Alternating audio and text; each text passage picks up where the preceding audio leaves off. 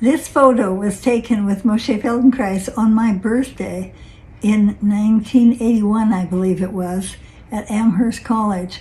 And I had graduated from his course the year before, and some of us were invited to come back and give Feldenkrais lessons to the class because there were 235 people approximately in the second Feldenkrais training at Amherst with Moshé Feldenkrais. And in my class, I'd had only 63 people.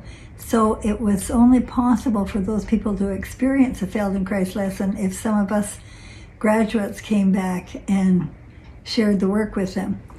So Moshé had always been interested that I had worked with horses and other animals, and it's so interesting that his cousin, Eleanor Silverstein, has become a very good friend of mine since that day.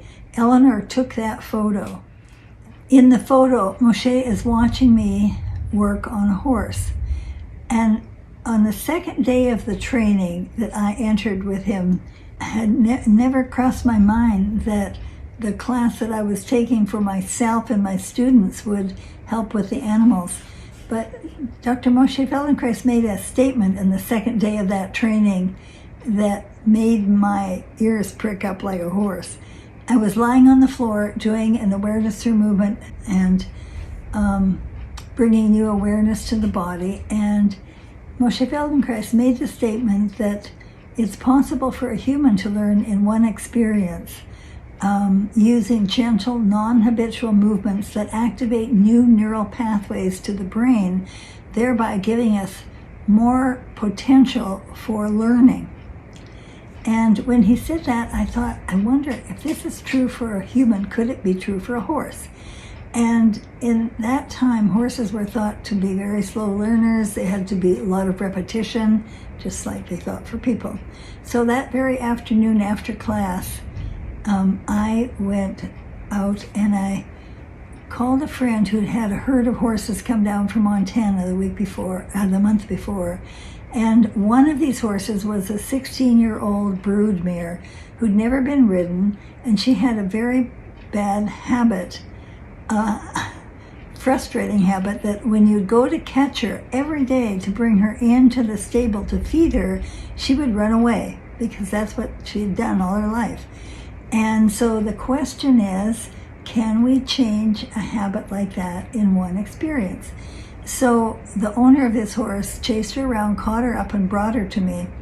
And at that point, I had already been doing body work on horses for 15 years based on the work of my grandfather, Wilk Haywood. And so we had been moving bodies and doing something that we called physical therapy for the athletic horse, based on these short little strokes that were done over the whole body. And we'd done it for years for our sport horses, but it never crossed my mind that I could actually affect the behavior of a horse by working on the body.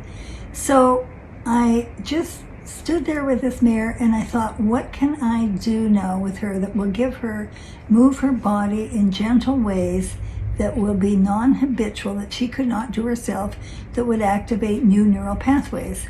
And so I just started doing the same movements, many of them that we've been doing for years, moving the legs in circles, but with a different intention.